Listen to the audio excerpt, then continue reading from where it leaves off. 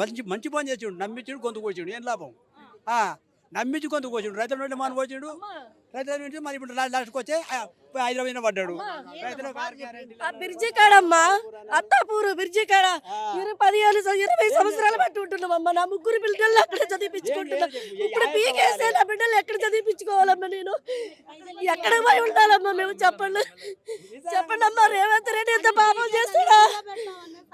అత్తాపూర్లో కేటీఆర్ గారు వచ్చారని పగబట్టి ఇట్లా చేస్తారా? చెప్పండి అమ్మా. మాకు కేసీఆర్ చెప్పు, మాకు ఏ బాధలు రాలేదమ్మా.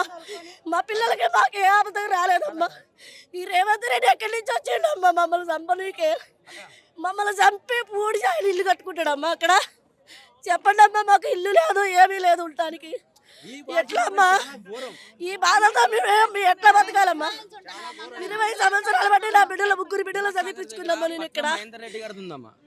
అది కూల్చకుండా ఇక్కడ ఎక్కడో మూసిన దగ్గర పక్కన గుడిసెలు కట్టుకుంటా బతుకుతుంటుంటే వీళ్ళ దగ్గరకు వచ్చిండు. ఆయనకి ఏంటంటే ఈ హైదరాబాద్లో ఒక్క సీట్ రాలే ఆయనకి. ఆ కోపమే దాని పేరు తీసి హైడ్రా అని పెట్టిండు. మన హుస్సేన్ సాగర్ అయితే వాళ్ళ ఎమ్మెల్యేలు ఉన్నాయి, వాళ్ళ మంత్రులు ఉన్నాయి, బొచ్చుడు ఉన్నాయి, వాళ్ళ జోలికి వెళ్ళాడు. ఇప్పుడు మన కేటీఆర్ గారు చెప్పినట్టు ఆయన చుట్టూ ఇంకా 100,000 మంది ఉంటారు పోలీసులు కుట్టుపాటు కట్టుకొని.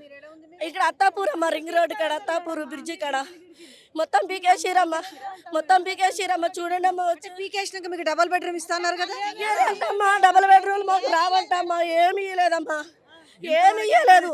ఇక చూడండి అమ్మా, రేషన్ కార్డు, ఆధార్ కార్డు మాకు ఇన్ని సంవత్సరాలు బట్టి ఇడే ఉంటున్నాం అమ్మ. నా రేషన్ కార్డు చూడండి, నా ఆధార్ కార్డు చూడండి, నా ఓటింగ్ కార్డు చూడండి. అదేంటి ఇప్పుడు రేషన్ కార్డు, ఈ ఆధార్ కార్డు వీళ్ళు ఉన్నోళ్ళకు డబుల్ బెడ్రూమ్ ఇస్తామని చెప్పి మరి మీకు ఒక్కరు రాలేదమ్మా మా దగ్గరికి. నా దగ్గరికి ఒక్కరు రాలేదు, చూడలేదమ్మా.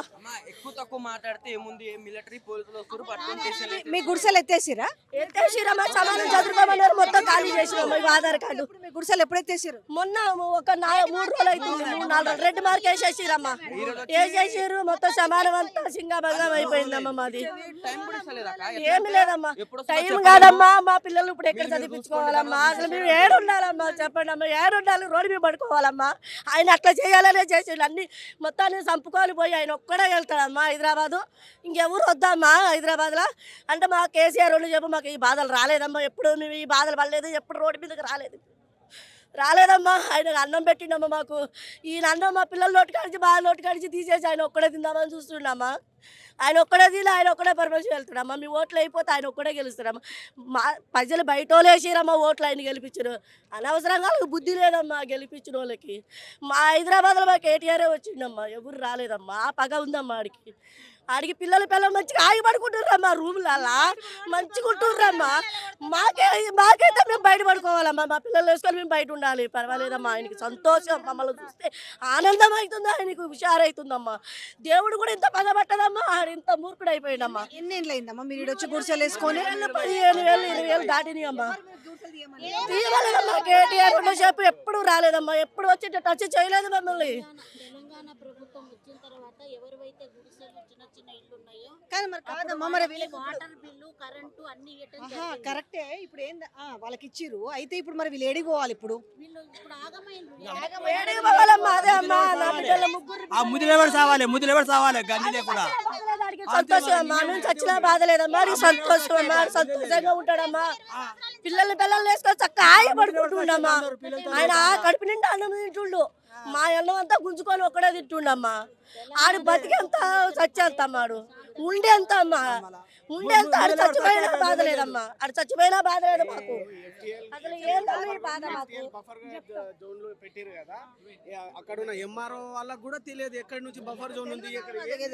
మీ పరిస్థితి కూడా అంతే. 20 సంవత్సరాల నుంచి ఉంటున్నాం మేడం, పిల్లలు పెట్టుకొని తీసేయమంటుండ్రు మేడం. మా ఇల్లంతా పాల్గొడు గుడికాడ బయట పడుకుంటున్నాం వచ్చి. మీ పిల్లలు స్కూల్ వేసుకుని ఇన్ని రోజులు పడిపోవట్లేదు, 2 వారాలు పడి తులకపోవట్లేదు. పిల్లలు కూడా బయట పడుకుంటున్నాం అందరు కలిసి పిల్లలు చేసుకుంటూ వస్తామని చెప్తున్నారు కదా. అంటే దుర్భరమైన బతుకులు ఇవి. మనమేమో ఇంతవరకు పట్టాల గురించి మాట్లాడినాం కానీ దుర్భరమైన బతుకులు వీటన్నీ కూడా మనము మానవత్వంతో ఆలోచించాల్సిన విషయం. ఈరోజు వాళ్ళకి రేషన్ కార్డు ఉంది, ఆధార్ కార్డు ఉంది. సో ఈడికొచ్చి వాళ్ళు ఈ చిన్న ఒకసారి గుడిచి చూపెట్టమ్మా. ఈ గుడిసె వేసుకొని ఉంటున్నారు. అయితే ఈ గుడిసెను కూడా తీసేస్తామనేసి వీళ్ళకి అల్టిమేటం జారీ చేసిపోయినారు. సో ఇప్పుడు ఈ గుడిసె తీసేస్తే మేము ఎక్కడ ఉండాలి అనేది నిజమే పరిస్థితి. ఒకసారి చూస్తే ఎంత దుర్భరమైన జీవితాలు అనేది మనకు అర్థమవుతుంటుంది. అంటే ఇక్కడ మనం కొన్ని విషయాలలో మానవత్వం, ఎందుకంటే ప్రభుత్వాలు ఉన్నదే ప్రజల కోసము. ప్రభుత్వాలు ఈ చిన్న గుడిసెలో వాళ్ళు ఉంటున్నారు. సో ఇది కూడా అంటే ఎంతో కాలం నుంచి ఉంటున్నాము, ఇప్పుడు ఇది కూడా తీసేసేమనేసి బెదిరించిపోతున్నారు అంటున్నారు. అలాంటప్పుడు మీరు అందరికీ కూడా మేము 16,000 మందికి డబుల్ బెడ్రూమ్లు ఇస్తామని చెప్తున్నారు కదా అన్ని కుటుంబాలకు. వద్దన్న వాళ్ళకి ఇచ్చే బదులు మరి కనీసం ఇట్లాంటి వాళ్ళకి ఇవ్వచ్చు కదా అనేసి చెప్పమంటే ఏం పొద్దుగాలు వచ్చిండ్రు మేడం, పొద్దుగాలు వచ్చి ఇవ్వం డబుల్ బెడ్రూమ్ ఖాళీ చేయమన్నారు మేడం. 2 కాళ్ళ మీద పడ్డది. ఏడుకనబోండి అంటున్నారు మేడం. అంటే మేము ఏడుకోవాలి, ఎట్లా బతకాలని అడిగితే ఏం చెప్తున్నారు? అట్టే బతికిన ఎక్కడికైనా పోయి అన్నారు మేడం. 2 కాళ్ళ మీద పడ్డాం మేడం. పోయి కారు వెనకాల పోయి ఎక్కడైనా పోయి బతకండి, ఇక్కడ ఎట్ట బతికిన అట్టే బతుకు పోయి ఇక్కడి నుంచి ఖాళీ చేసేయమన్నారు మేడం. ఆడికి పోయి బతకాలి మేడం. నా ఓటింగ్ కార్డు, నా ration card, Aadhaar card so వీళ్ళు చెప్తున్నది ఏంటి, రేషన్ కార్డు, ఆధార్ కార్డు వీళ్ళు ఉన్న వాళ్ళకి, వాళ్ళు గుడిసెలు వేసుకొని ఉన్నా కూడా వాళ్ళకి మేము డబల్ బెడ్రూమ్కి తరలిస్తామని చెప్తారు కదా. వద్దు అన్న వాళ్ళకి ఇచ్చే బదులు కనీసం ఇలాంటి నిరాశ్రయాలకు మరి మీరు డబల్ బెడ్రూమ్ ఇవ్వాలి కదా. కనపడతలేదా? పేద ప్రజల కోసం వచ్చినాము, అందరినీ లక్షాధికారులు చిన్న పిల్లల్ని వేసుకొని వాళ్ళు ఇలాంటి దాంట్లో కనీసంగా మామూలు జీవితాలు ఒక బాత్రూమ్ అంతా కూడా లేదు వాళ్ళ జీవితం. కనీసం ఎందుకు కనపడతలేదు? వీళ్ళందరూ కూడా మీకు పెయిడ్ ఆర్టిస్ట్ లాగా కనపడుతున్నారా? డబ్బులు ఇస్తే మాట్లాడుతున్నారు అంటున్నారు. వీళ్ళకి అన్నిటి కాదా వాళ్ళ బాధలు, వాళ్ళ జీవితం మీద మీరు కొడుతుంటే మరి ఆవేదనతో తిట్టకుంటే ఏం చేస్తారు? అయ్యా బాబు అని బతలాడుకుంటారా?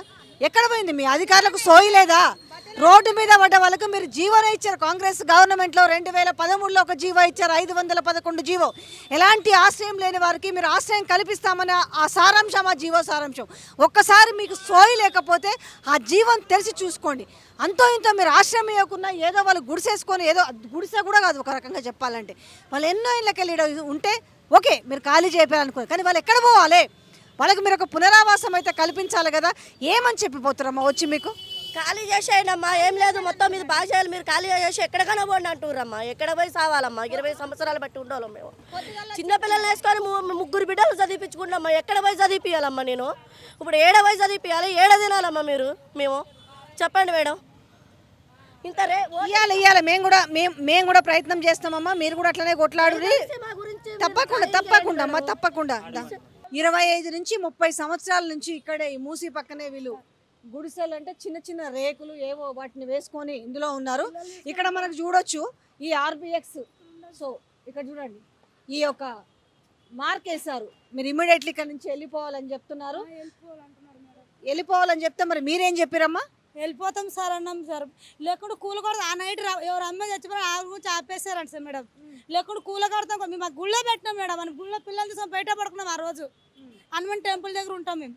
పిల్లలు తీసుకొని ఎన్ని తీసేసిండు ఆ రోజు, ఎన్ని సామాన్లు ఉండి మేము ఎన్ని తీసేసి. మరి మీరు అడగలేదా? మరి మమ్మల్ని తీసేస్తున్నారు, మేము ఏడు ఉండాలని మీరు అడగలేదా? మేడం మీరు ఏమంటున్నారంటే ఎట్లా వచ్చినా అట్టే పోండి అంటున్నారు. అక్కడ ఏం లేవుగా మేడం అంటే సార్ అంటే మీకు అన్నీ ఉండదు సార్ మేడం మా దగ్గర.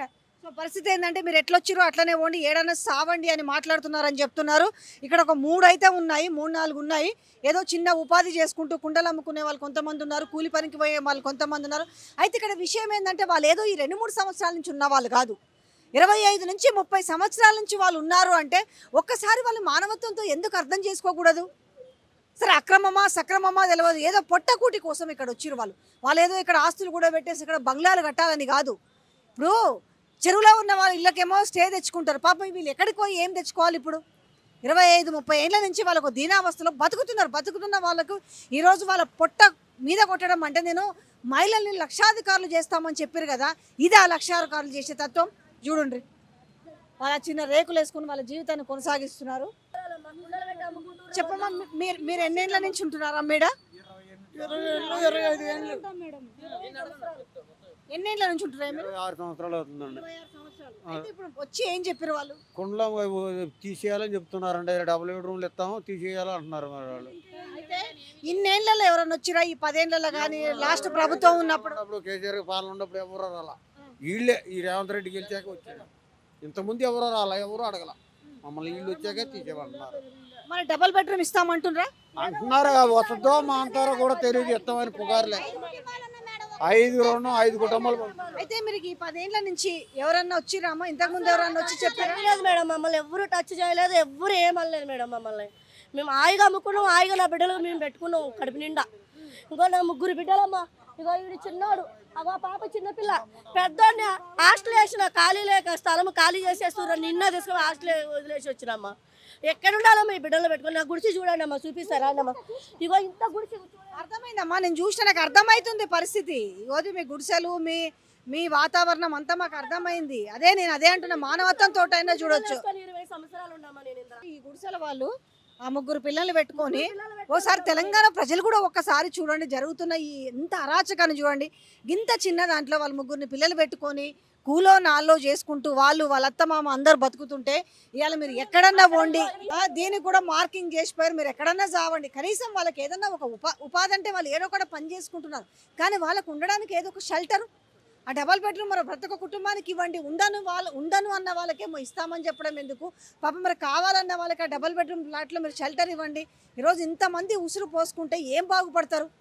పేద ప్రజలు పేద కోసం వచ్చిన వద్దమ్మా, వద్దు మీలాంటి వాళ్ళు లేదు వద్దమ్మా, మేము ఎట్లా చచ్చిపోవాలి మేడం? ఈ రేషన్ కార్డు, ఓటింగ్ కార్డు అన్ని చూడాలి మేడం, ఎన్ని సంవత్సరాలు బట్టి ఉండేవి. అసలు అత్తాపూరు రాజేంద్ర గారు మొత్తం ఇక్కడే మేడం, ఈడే మేడం. చూడండి మేడం, నేనేమైనా తప్పు చెప్తున్నా చూడండి మేడం, ఈ అడ్రస్ లో ఉంది మేడం. నేను తప్పు చెప్తున్నా స్టేషన్లో వేయండి మేడం, నేను ఇంత అబద్ధం ఆడితే మేడం.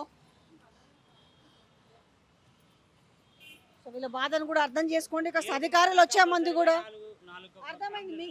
ఏ కుటుంబానికి ఆ కుటుంబం మార్కేశ్వరి చూడండి మేడం,